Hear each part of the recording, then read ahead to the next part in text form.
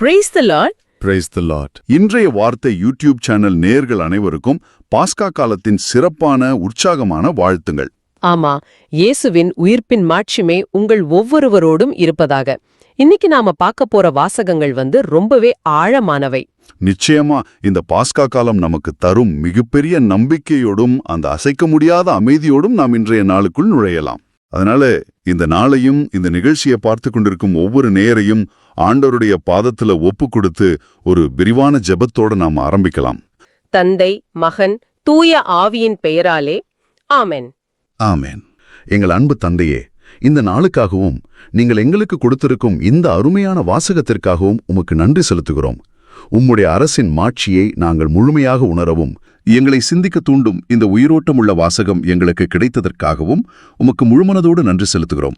எங்களை உயிர்ப்பின் மகிழ்ச்சியில் வழிநடத்தும் உமது வார்த்தைகளுக்காகவும் நன்றி. ஆமென் ஆண்டவரே. இன்றைய வார்த்தை யூடியூப் சேனல் வழியாக வந்து இந்த நிகழ்ச்சியை பார்க்கும் ஒவ்வொரு நேயருக்காகவும் நாங்க மன்றாடுகிறோம். கண்டிப்பா அவர்கள் இதை முழுமையாக பார்த்து உமது ஒளியை பெற வேண்டும் ஆண்டவரே. இந்த வாசகத்தின் வழியாக வெளிச்சம் பெறப்போகும் அனைவர் மீதும் உமது மன்னிப்பு, குணம், இரக்கம் மற்றும் அருள் பொழியப்பட ஜெபிக்கிறோம். ஆமென். இவர்களது உள்ளங்கள் உம்முடைய வார்த்தையால் புதுப்பிக்கப்படட்டும். ஆமென். விசுவாசிகளுக்காகவும் சமூகங்களுக்காகவும் கூட நாங்க மன்றாடுகிறோம். ஆமா, அவர்கள் கிறிஸ்துவின் அமைதியில் வாழவும் விசுவாசத்தில் உறுதியாக நிலைத்திருக்கவும் நீங்க தான் அருள் தரணும். கலக்கத்தோடும் கவலையோடும் இருப்பவர்களுக்காகவும் நாங்க ஜெபிக்கிறோம். உள்ளம் கலங்க வேண்டாம் என்ற உமது வார்த்தைகளால் அவர்கள் ஆறுதல் அடையணும். அதேபோல மறைப்பணியாளர்கள், நற்செய்தி அறிவிப்பவர்கள் மற்றும் துன்புறுத்தப்படுவோருக்காகவும் ஜெபிக்கிறோம். அவர்கள் தைரியத்துடனும் மகிழ்ச்சியுடனும் எதையும் தாங்கிக் கொள்ள உதவி செய்யுங்க ஆண்டவரே.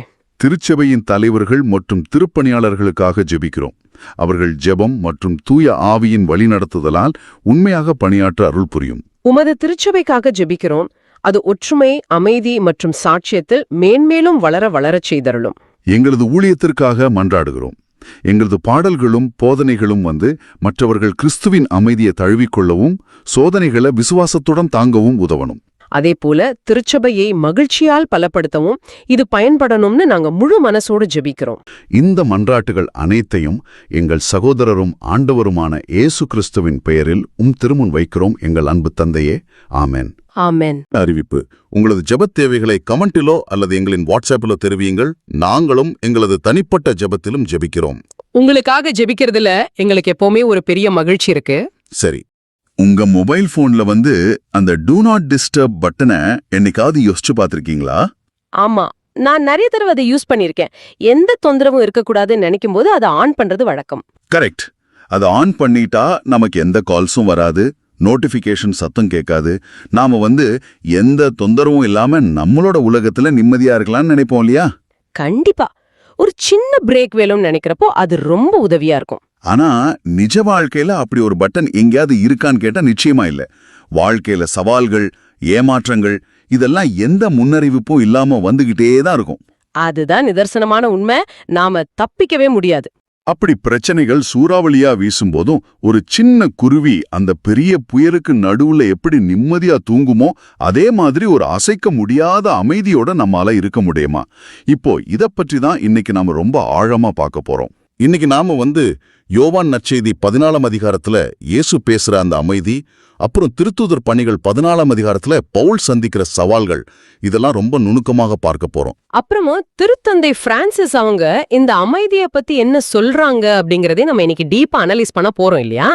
ஆமா, ஆனா இத பேசுறதுக்கு முன்னாடி எனக்கு பிடிச்ச ஒரு ஸ்டோரி ஒண்ணு இப்ப ஞாபகத்துக்கு வருது. இது அமைதியை பத்தின ஒரு ரொம்ப பிரபலமான ஸ்டோரி. ஓ, அந்த பெயிண்டிங் ஸ்டோரியா? எனக்கு அது ரொம்ப பிடிக்கும். நேயர்களுக்காக அதை கொஞ்சம் சுருக்கமா சொல்லுங்களேன். கண்டிப்பா. அதாவது, ஒரு அரசன் அமைதி அப்படிங்கிற தலைப்புல மிகச்சிறந்த ஓவியம் வரைகிறவங்களுக்கு ஒரு பெரிய பரிசு அறிவிக்கிறான். நிறைய ஓவியர்கள் வராங்க. அதுல 2 ஓவியங்கள் மட்டும் இறுதி சுற்றுக்கு வருது. அந்த முதல் ஓவியம் எப்படி இருந்துச்சு? முதல் ஓவியம் ஒரு சலனமே இல்லாத கண்ணாடி மாதிரி தெளிவான ஒரு நீல நிற ஏரி, சுத்தி அமைதியான மலைகள், மேல அழகான நீல வானம். அத பார்த்தாலே ஒரு அலாதியான அமைதி கிடைக்கும். பொதுவா நம்ம எல்லாரோடைய மனசுலயும் அமைதி அப்படின்னா வர்ற முதல் படமே அதுதானே.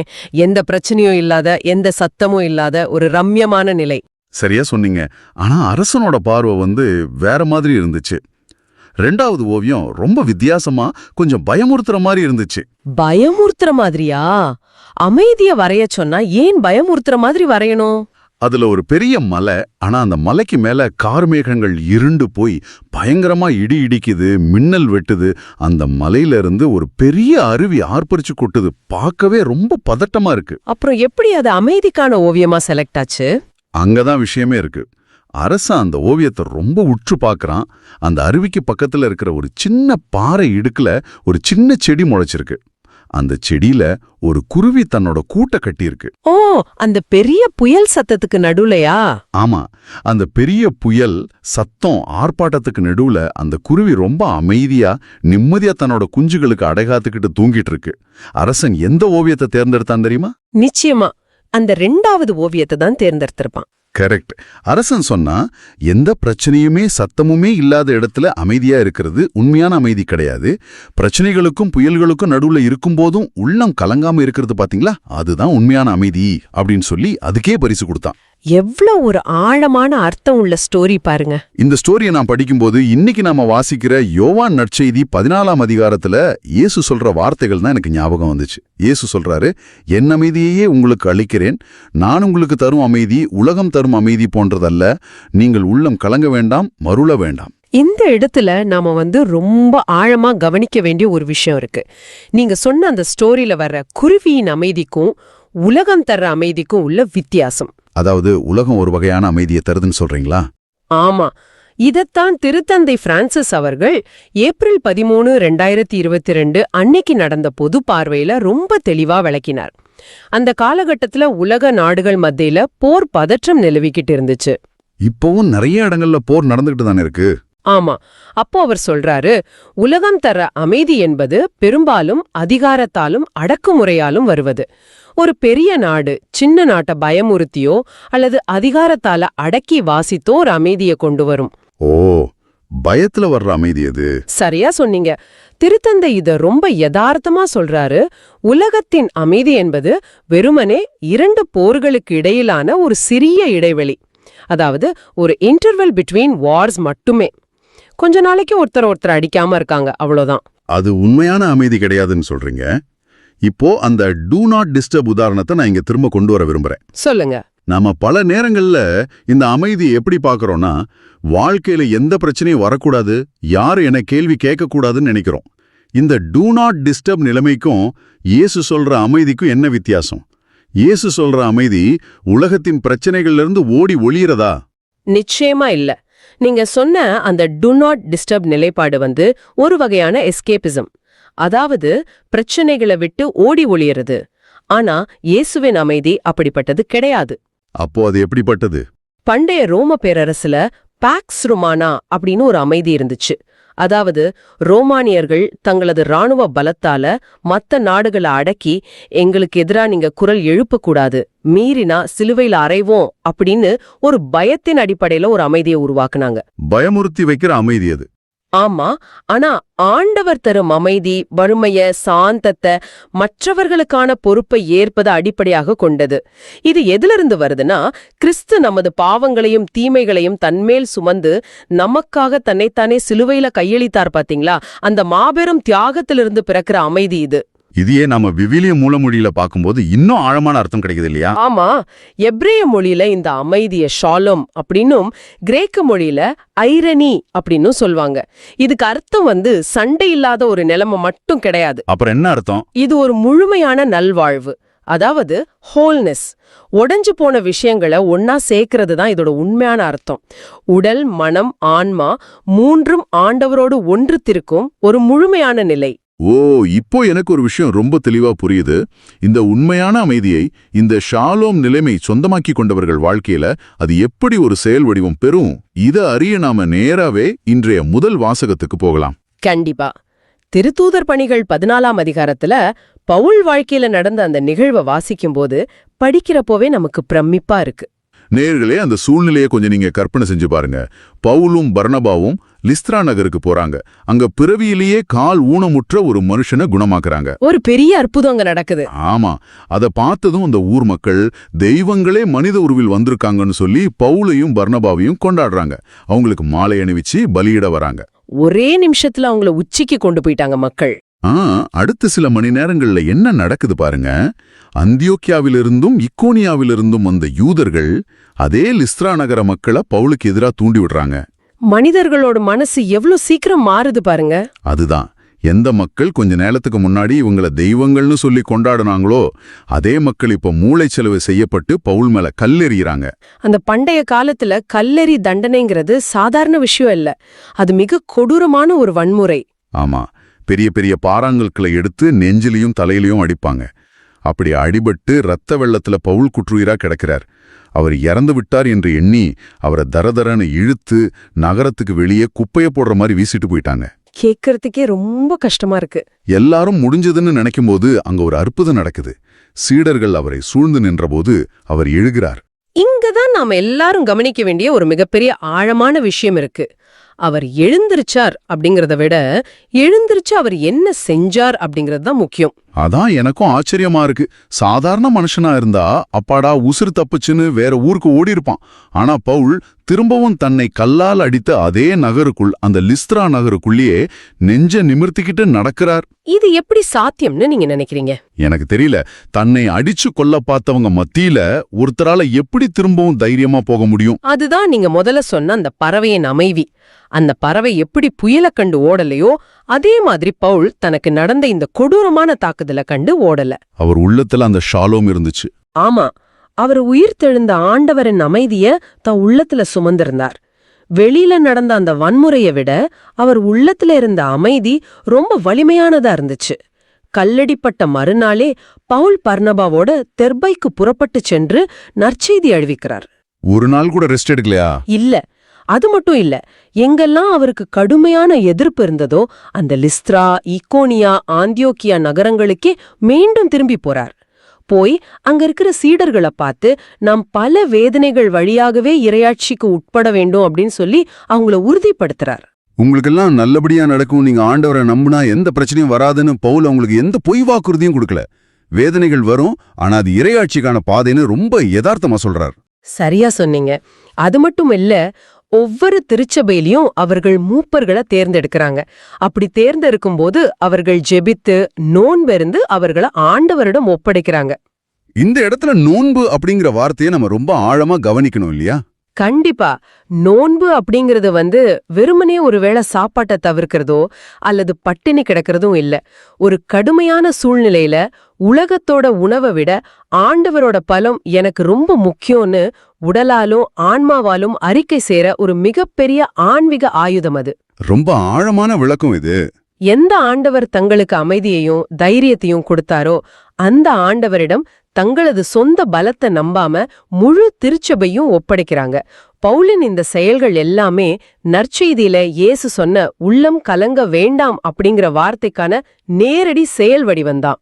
இப்போ இத இன்னைக்கு நம்ம வாழ்க்கையோட, அதாவது இந்த நிகழ்ச்சியை பார்த்து கொண்டிருக்கக்கூடிய நம்ம நேயர்களோட வாழ்க்கைக்கு கொண்டு வந்தா எப்படி இருக்கும்? நீங்க சொல்லுங்க, ஒரு நவீன கால நேயருக்கு இதை எப்படி பொருத்தி பாக்குறதுன்னு?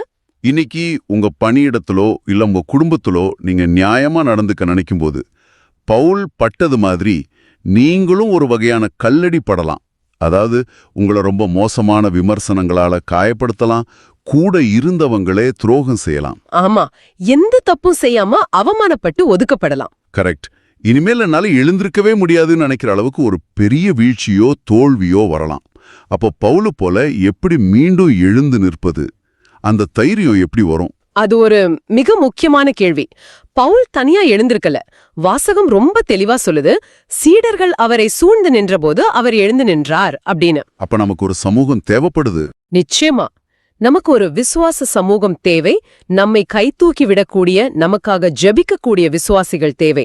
அதைவிட முக்கியமா அந்த பிரச்சனையை விட, அந்த விமர்சனங்களை விட நம் ஆண்டவர் பெரியவர் என்ற நம்பிக்கை தேவை. பிரச்சனையை கண்ட ஓடாமல் விசுவாசத்தில் நிலைத்திருப்பதும் ஜெபத்தின் வழியாக ஆண்டவரிடம் பதம் பெறுவதுமே அதற்கான ஒரே வழி. கண்டிப்பா.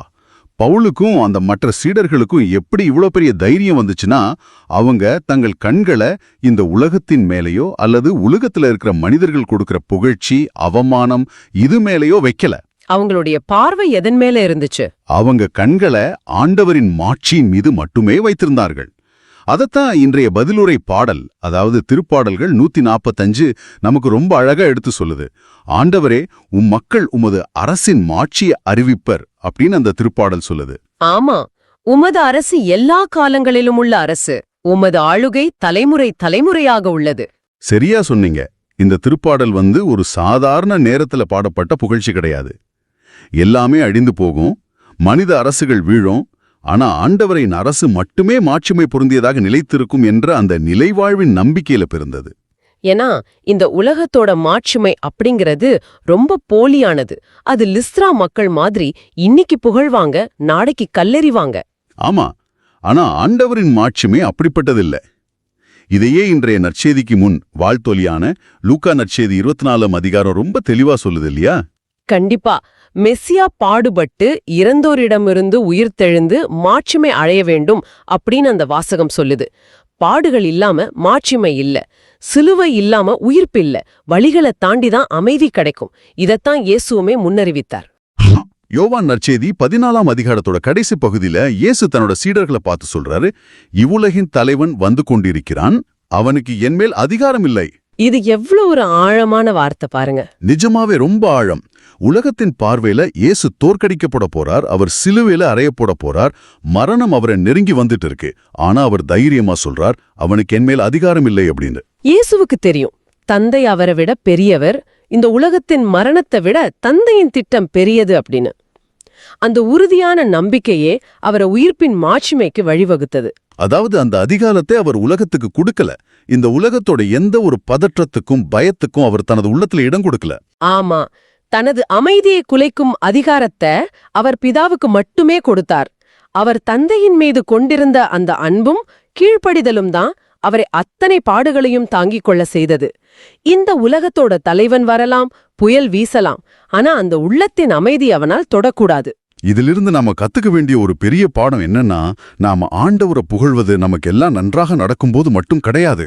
நமக்கு ஒரு நல்ல வேலை கிடைக்கும் போதோ இல்லை நினைச்ச காரியம் கைகூடும் போதோ மட்டும் நாம ஆண்டவரை புகழக்கூடாது. சரியா சொன்னீங்க.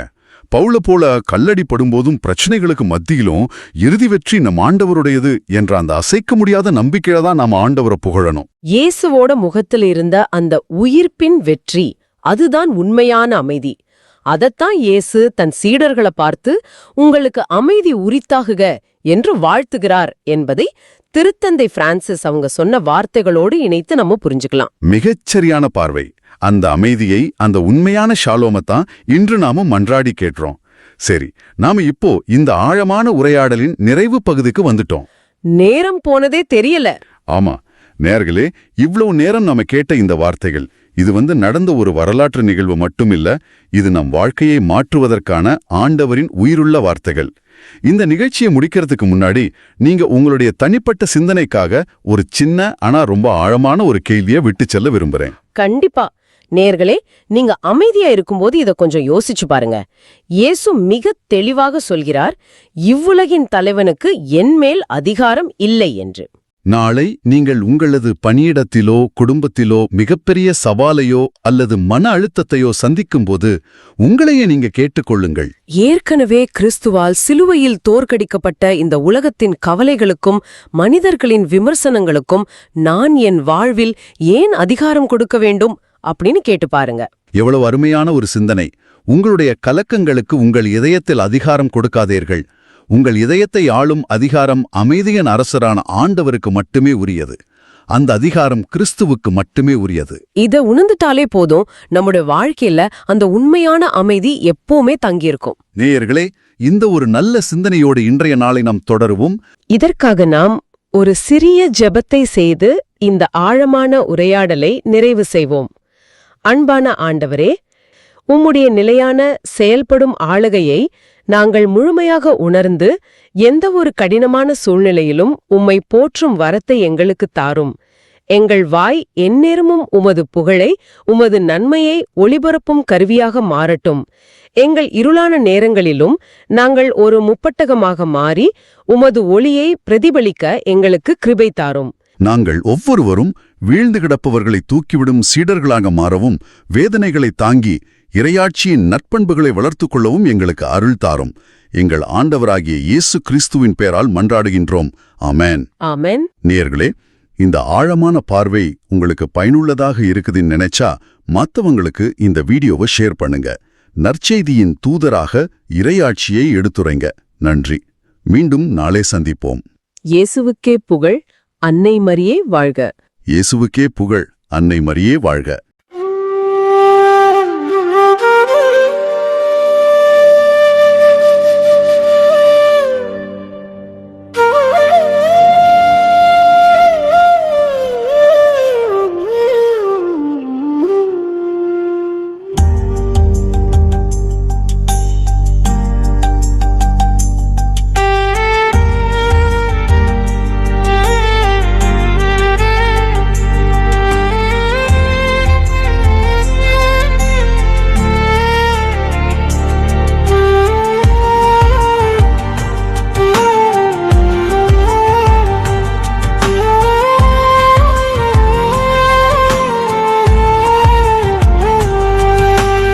ஆண்டவரே, மக்கள் உமது அரசின் மாட்சியை அறிவிப்பர். ஆண்டவரே, மக்கள் உமது அரசின் மாட்சியை அறிவிப்பர்.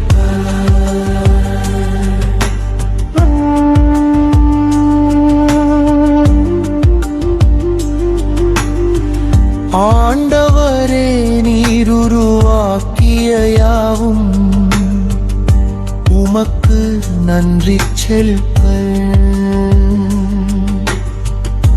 உம்முடைய அன்பர்கள் உம்மை போற்றுவார்கள். அவர்கள் உமது அரசின் மாட்சியை அறிவிப்பார்கள். உமது வல்லமையை பற்றி பேசுவார்கள்.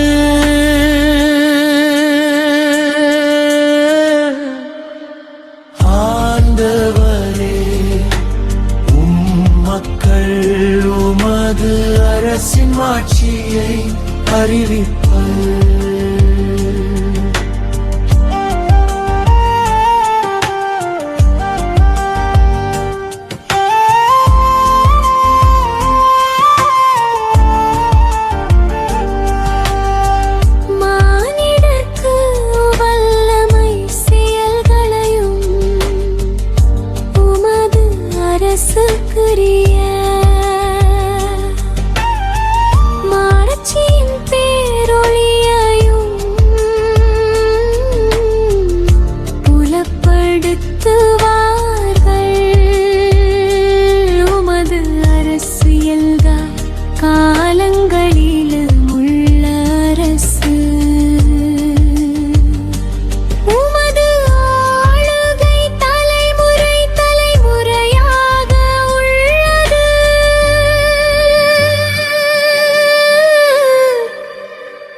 ஆண்டவர் தம் வாக்குகள் அனைத்திலும் உண்மையானவர். தம் செயல்கள் அனைத்திலும் தூய்மையானவர். ஆண்டவரே, மக்கள் உமது அரசின் மாட்சியை அறிவிப்பர்.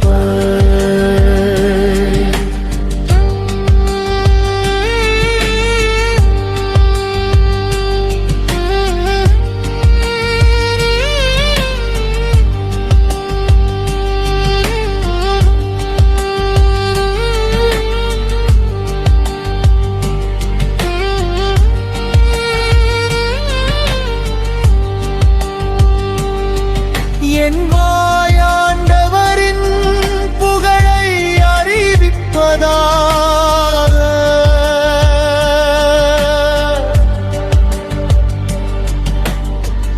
உடல் கொண்ட அனைத்தும் அவரது திருப்பெயரை என்றும் எப்பொழுதும் போற்றுவதாக.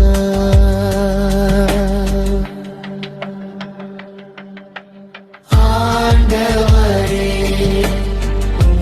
மக்கள் உமது அரசின் ஆட்சியை அறிவிப்பார். ஆண்டவரே, மக்கள் உமது அரசின் ஆட்சியை அறிவிப்பார்.